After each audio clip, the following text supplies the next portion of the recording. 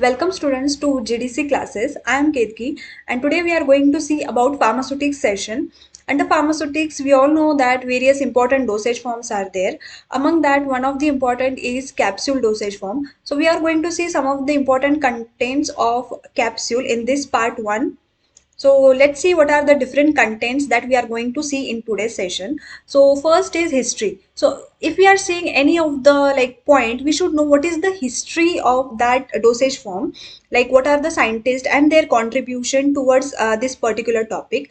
Afterwards, we are going to see about the definition, advantages and disadvantages. So definition according to IP and USP. Then we will see some of the advantages and disadvantages. Then we'll see what are the different types of capsule. So basically there are two types of capsule, like hard gelatin and soft gelatin capsule.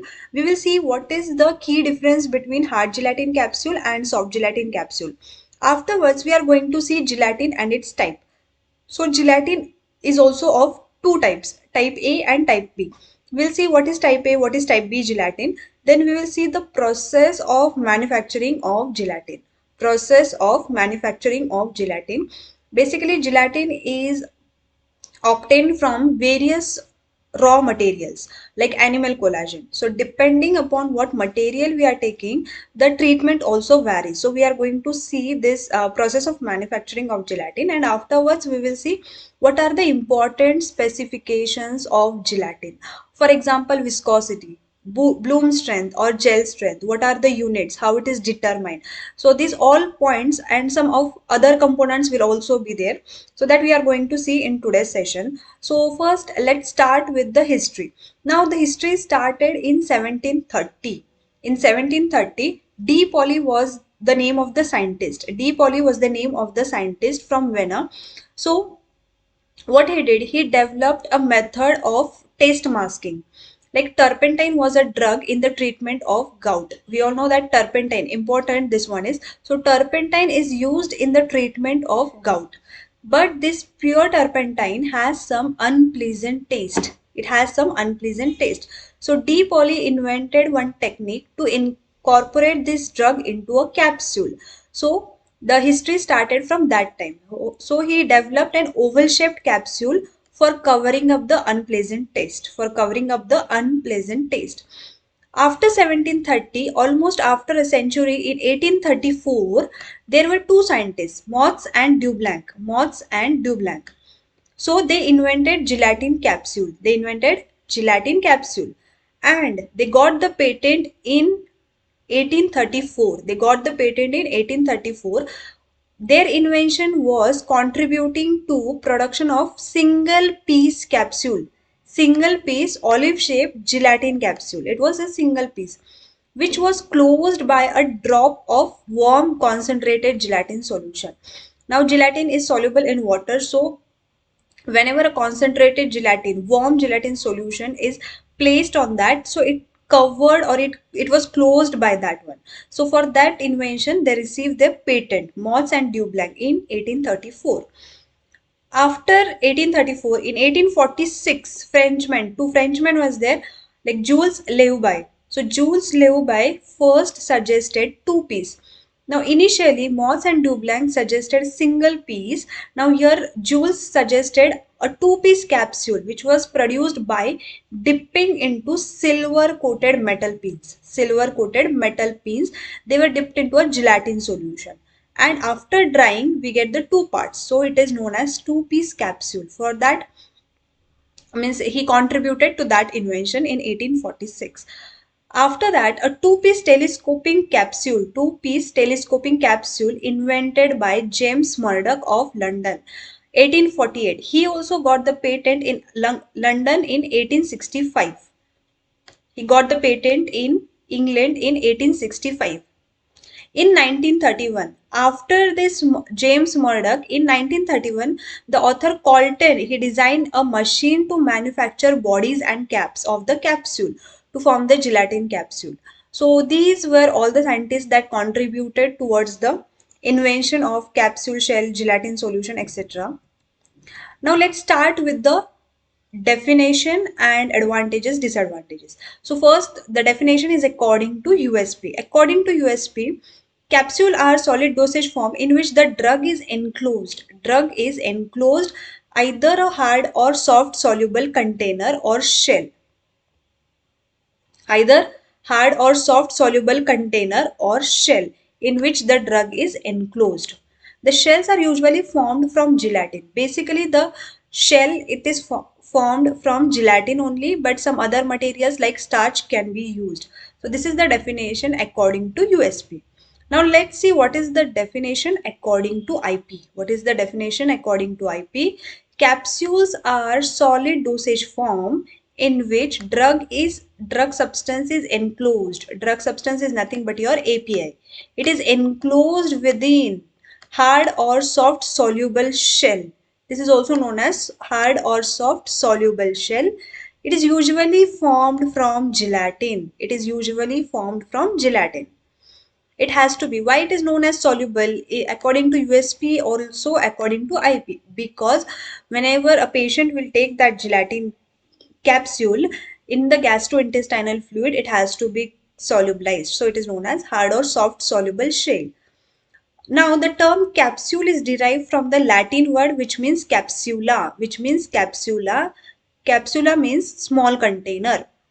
So both the definitions are quite similar according to USP and IP. Now let's see what are the advantages and disadvantages. So advantages are like elegance, ease of use and portability. It is smooth, slippery, easy swallowed and tasteless shell for drugs. Means it is smooth and slippery. Why? that texture is required because of swallowing purpose. If it is having some brittle or hard texture, then it becomes difficult for swallowing. Now the shell, gelatin is not having any taste, so it is uh, easier for the drugs to be incorporated. So it is tasteless shell. Next is minimal excipient and little compression force is required. Minimal excipient means as compared to tablets, where tablet requires your glidant, lubricant, binders, etc. This gelatin, because it is directly incorporated into shell, very less or minimal excipients are required. And also in case of tablet, more compression force is required. In case of tablet, more compression force is required. But in case of capsule, less compression force is required. Now let's see what are the disadvantages. So disadvantages are like deliquescent materials. Deliquescent materials cannot be incorporated into your capsule because deliquescent means they have the tendency to liquefy. If they are liquefied, then the capsule material will become brittle. Capsule material will become brittle in nature, or it will become hard. Next disadvantage is more expensive. It is more expensive commercially because formation of hard and soft gelatin capsule requires specialized equipments. So that makes the cost of the capsule in high. So it is commercially expensive. Next is it is not suitable for liquids that dissolve gelatin. It is not suitable for liquids that dissolve the gelatin. For example, water and hydroalcoholic solution. Since we know that gelatin gets solubilized into water, we cannot use water or hydroalcoholic solution in the capsule because it will get dissolved. So these were some of the advantages and disadvantages. Now let's see what are the different types of capsule. So first is hard gelatin capsule and soft gelatin capsule. Now the key difference between them is plasticizer. Okay. So plasticizer makes the capsule soft, makes it flexible. Higher the amount of plasticizer, more will be the flexibility. Higher the amount of plasticizer, more will be the flexibility. Now see, hard gelatin, the name itself suggests hard means it is less flexible plasticized gelatin film, whereas soft gelatin it is more flexible and plasticized gelatin film. Now generally hard gelatin capsule, it is made up of what? It is made up of gelatin, sugar and water. It is made up of gelatin, sugar and water, whereas soft gelatin capsule it is made up of gelatin, plasticizer and water. So This is the composition of hard and soft gelatin capsule. Hard gelatin capsules are manufactured and filled in a completely separate operation. The empty shells are formulated differently and the filling operation takes place differently. So hard gelatin capsule is having entirely different operations, whereas soft gelatin capsule, the the process of formation of capsule shell and the filling material takes place simultaneously by means of plate process or by rotary die process. By means of plate process or rotary die process in which they are formed, or it is sealed in a single operation. So hard gelatin capsule is having different units, soft gelatin capsules are having same unit. Now next is, generally hard gelatin capsule is a two-piece container, okay, body and cap, whereas soft gelatin capsule is a single piece, okay. So since it is a two-piece container liquid, there is a chances of spillage of liquid. So what kind of material we can fill into hard gelatin capsule? We can fill powder, granules or pellets. Powder, granules or pellets. So these are the materials that can be filled into hard gelatin capsule. Whereas in case of soft gelatin capsule, it is filled with liquids that will not solubilize the shell. It is filled with liquids. Oils, for example, oils can be filled because oil do not dissolve the gelatin. But water and hydroalcoholic solutions are not used because they solubilize the gelatin. Now, very important point is disintegration time. So, disintegration time of hard gelatin capsule is 30 minutes. Disintegration time of hard gelatin capsule is 30 minutes, whereas for 60 minutes for soft gelatin capsule. Disintegration time is 60 minutes for soft gelatin capsule. I hope these all points are clear to all of you. Now we'll see about the next point. So the next point is about the gelatin. Now what is gelatin? Gelatin, it is a heterogeneous product which is derived by irreversible hydrolytic extraction. Remember, irreversible hydrolytic extraction of treated animal collagen. We will see what are the sources of animal collagen. Okay, so animal bones or hide portions or frozen pork skin, these are different sources of gelatin. Now let's see what are the different types. Type A and type B gelatin. Okay. Type A gelatin, the name itself suggests. A means it is acid treated. Remember, type A gelatin means it is acid treated. Acid treated. B means base. B means base. It is also known as alkali. So it is alkali treated. Remember, type A is acid treated, type B is alkali or base treated. Now, isoelectric point. First, let me tell you what is isoelectric point. Iso means same, electric means charge. So, the pH at which the charge, positive and negative charge, is neutral or it is balanced, it is known as isoelectric point. So type A is having isoelectric point in the pH of 9, whereas type B is having isoelectric zone in the region of 4.7. Remember, this is very important, isoelectric point of type A and type B gelatin. Type A is 9, type B is 4.7. Now, processing of an acid-borne gelatin, the isoelectric point is 5.5 to 6. 5.5 to 6 for acid-borne gelatin. Now, type B is from the green bones. It is obtained from the green bone, which is also known as fresh bones. Green bones are also known as fresh bones. So, I hope type A and type B is clear to all of you. Now, we will see what is the process of manufacturing of gelatin, which is used in capsule. So as we discussed, there are different sources of gelatin. For example, dry bone, calf skin, pork skin. So these are the different sources of gelatin. Based on the sources, there are different treatment that is been carried out. For example, dry bone. Initially, acid treatment is given to this dry bone. Acid treatment, 5% HCl is given to this dry bone. Afterwards, to neutralize this acid, lime is used. 10% lime is used to neutralize this acid. Now afterwards, lime removal is done. excess of lime is removed after this treatment, and afterwards pH is adjusted. Now after this, all the three are having common procedure. Now we'll see about calf skin. For calf skin, directly lime 10% is used. 10% lime for 6 to 12 weeks. 10% lime for 6 to 12 weeks. Water wash is done for 10 to 30 hours. Water wash for 10 to 30 hours.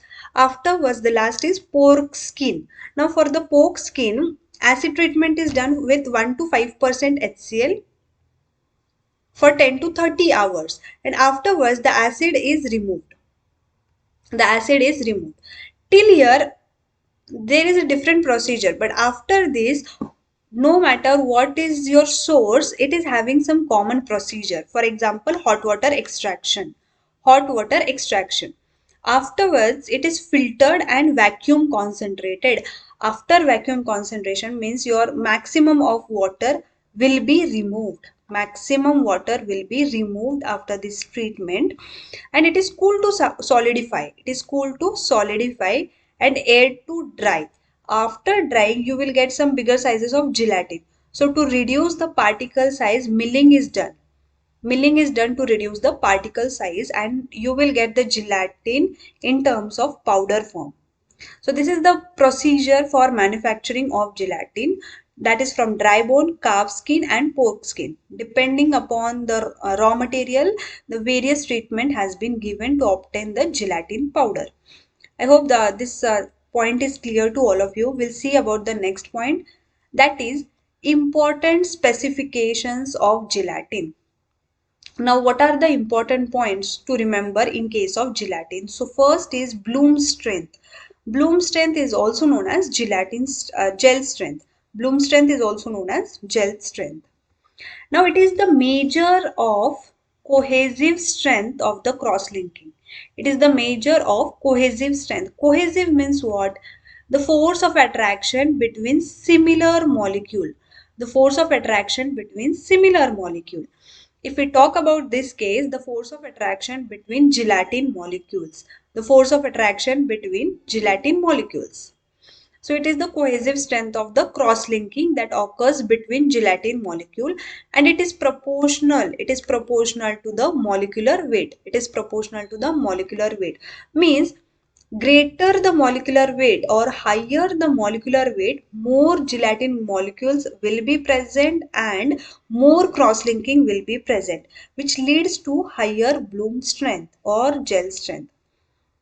Now, how it is determined? Let me show you. For example, this is your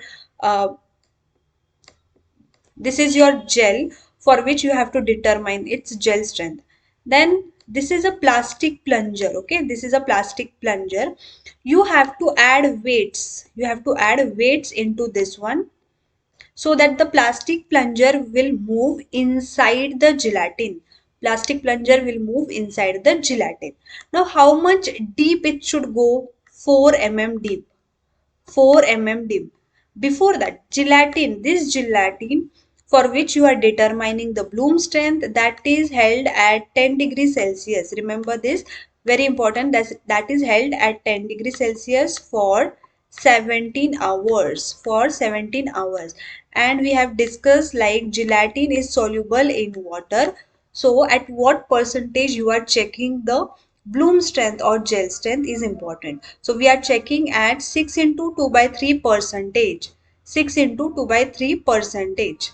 So that percentage of gelatin solution is prepared. It is held at 10 degrees Celsius for 17 hours, and you will keep adding weight to the plastic plunger so that it will go 4 mm deep inside the gelatin. So how much weight is required to move the plastic plunger, which is 0.5 mm in diameter. Okay,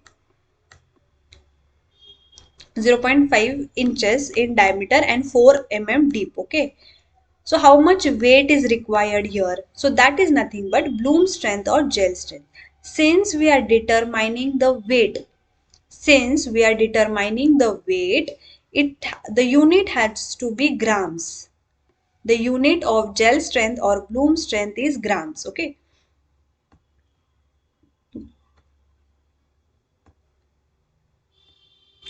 Now let's see the diagram. So this is the diagram of bloom strength or gel strength.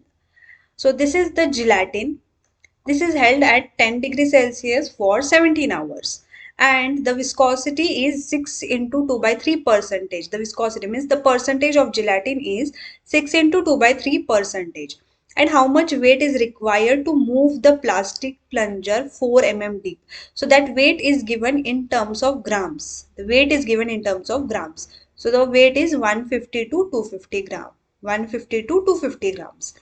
Higher the bloom strength, more physically stable your gelatin will be or your capsule shell will be. Higher the bloom strength means more weight is required. So it will give the stability of the resulting capsule shell. So this was about the gel strength or bloom strength. Next we are going to see is about the viscosity. Now, viscosity is nothing but molecular chain length. It is about the measure of molecular chain length and it determines the manufacturing characteristics of the gelatin film. Now, bloom strength is determined in the concentration of 6 into 2 by 3 percentage, whereas viscosity is calculated at 6 percentage in water at 60 degrees Celsius. The solution has to be warm at 60 degrees Celsius. So the viscosity for gelatin can range from 25 to 45 millipoise. So the range, remember, for gel strength, bloom strength, it was 150 to 250. In case of viscosity, it is 25 to 45 millipoise. And usually the manufacturers set this value at 38 plus minus 2 millipoise. But the individual manufacturer sets a narrow range of 38 plus minus 2 millipoise for a particular type of gelatin to make use of standard formulation and thus conform to standard production conditions.